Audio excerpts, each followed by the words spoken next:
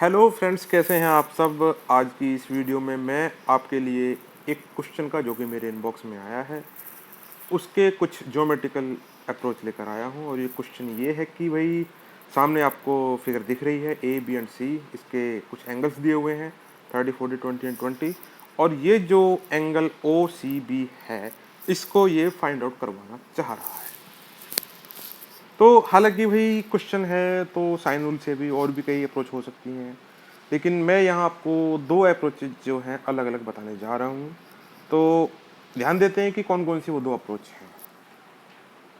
Geometrical तरीके से ही करेंगे और कुछ नहीं है।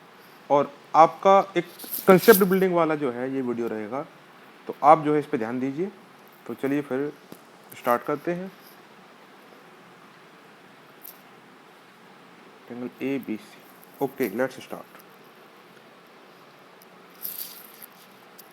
सबसे पहले तो मैं आपको बता दूं कि अगर किसी ट्रायंगल में एक एल्टीट्यूड ड्रॉ किया जाए, दूसरे पॉइंट से एक एल्टीट्यूड ड्रॉ किया जाए, तो ये दोनों एल्टीट्यूड जिस पॉइंट पर इंटरसेक्ट करेंगे ट्रायंगल के तीसरे पॉइंट से, उसको मिलाने पर अगर वो फर्दर आगे ड्रॉ किया जाए तो ये तीसरा एल्टीट्यूड होता है।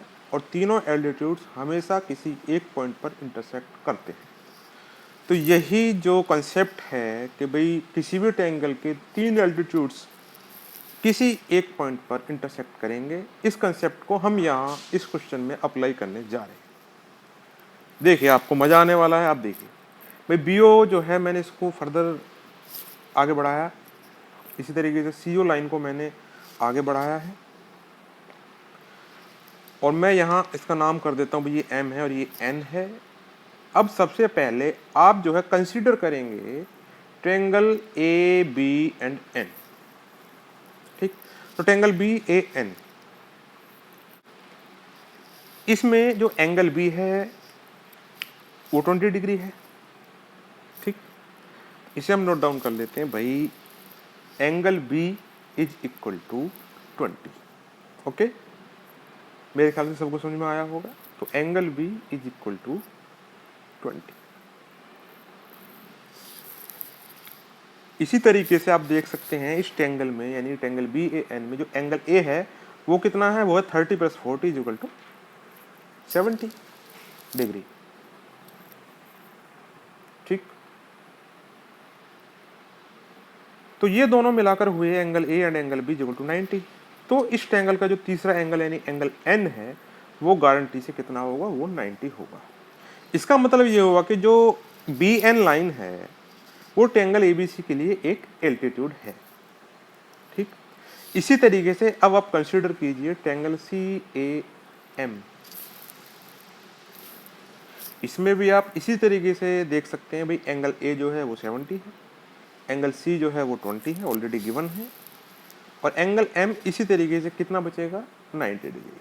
इसका मतलब क्या हुआ, इसका मतलब ये हुआ कि C M is also an altitude of triangle A B C.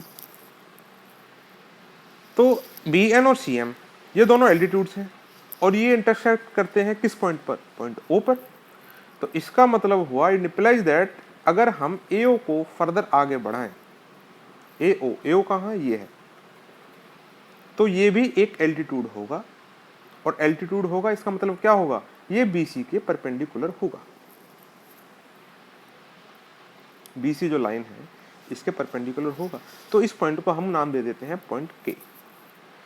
तो आप ट्रायंगल ए के सी को कंसीडर कीजिए, ट्रायंगल ए के एंड सी। इसमें आप देख सकते हैं कि जो एंगल ए है वो 40 है, एंगल के है वो 90 डिग्री, क्योंकि एल्टीट्यूड से परपेंडिकुलर होगा बीसी के। तो एंगल सी कितना बचा हमारे पास भाई, किसी भी ट्रायंगल के तीनों एंगल्स 180 के होते हैं भाई। एक 40 हो गया जो एंगल ए है, एंगल के जो है वो 90 हो गया, तो एंगल सी कितना बचा भाई, 50 बचा। क्यों,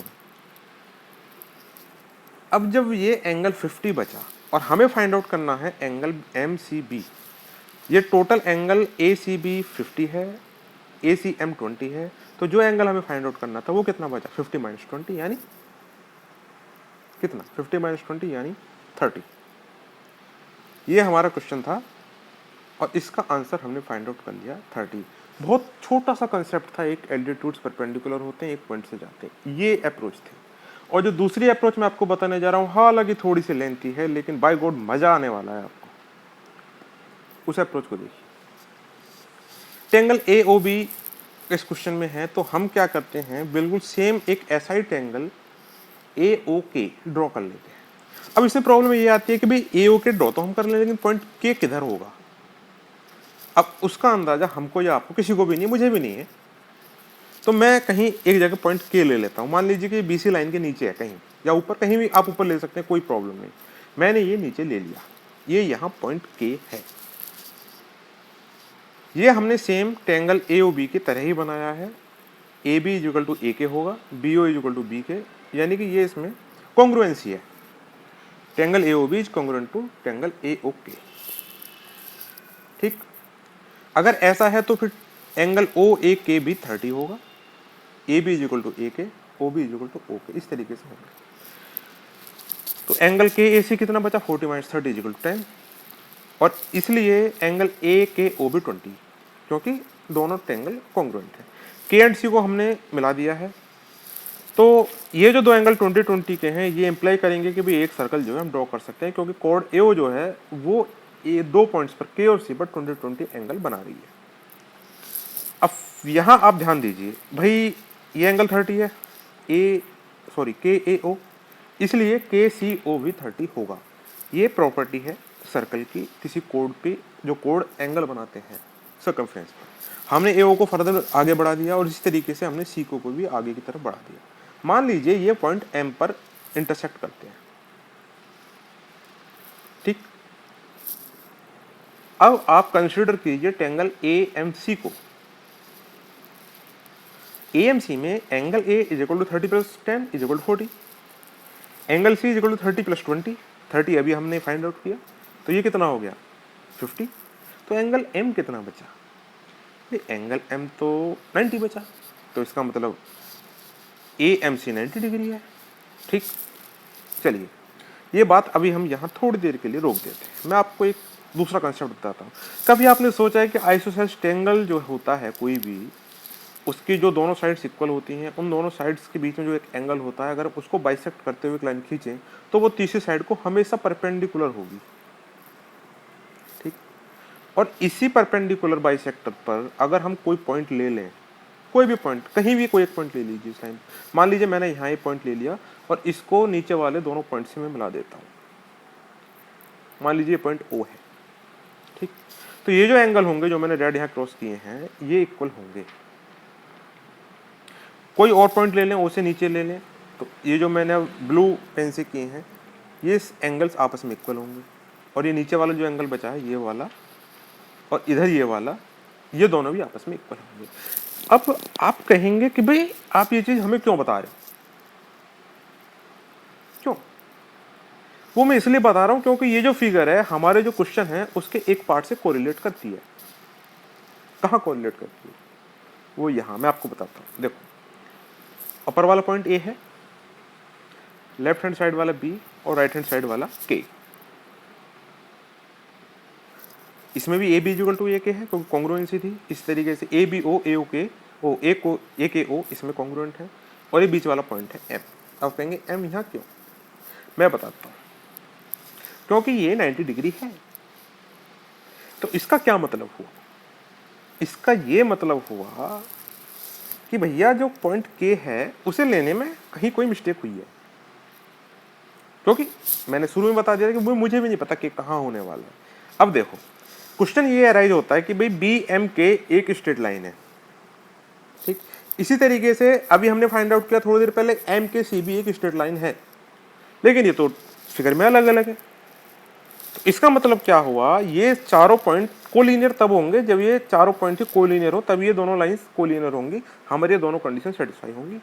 इसका मतलब क्या होगा, इसका मतलब ये होगा कि पॉइंट के को ठीक जगह लो आप, तो वो लाइन, अब मैं क्या करता हूँ, पॉइंट के की हमें पोजीशन ज्ञात होगी कि भाई ये लाइन बीसी पर होगा, इसीलिए बी एम के सी तीनों पॉइंट जो कोलिनियर होंगे। तो मैंने पॉइंट के जो है यहाँ लाइन पे ले लिया, ये यहाँ पॉइंट के इस लाइन पे है, और जब ये दोनों कॉन्ग्रुएंट हैं तो एंगल ओ ए के 30 और angle A K O is equal to 20, लेकिन ए के ओ इजिकल टू ए सी ओ। इसका मतलब क्या हुआ भाई, ए सी के ओ ये जो है साइक्लिक होगा, ए सी ओ इजिकल टू ए के ओ, दोनों 20 हैं। इसका मतलब क्या हुआ, ए ओ के सी एक साइक्लिक क्वाड्रिलेटरल है। इसका मतलब क्या हुआ कि भाई ये किसी एक सर्कल इन सबसे होके जाएगा। तो यहाँ आप देख सकते हैं जो कोण ओ के है वो सर्कल के किसी भी पॉइंट पर इक्वल एंगल बनाएगी। तो अगर ओ ए के इजिकल टू 30 है, इसलिए ओ सी के भी इजिकल टू 30 होगा। और हमें फाइंड आउट क्या करना था, फाइंड आउट भी हमको यही करना था भाई, ओ सी के इजिकल टू क्या 30। तो बताइए आपको ये दोनों अप्रोच आज की तारीख में कैसी लगी।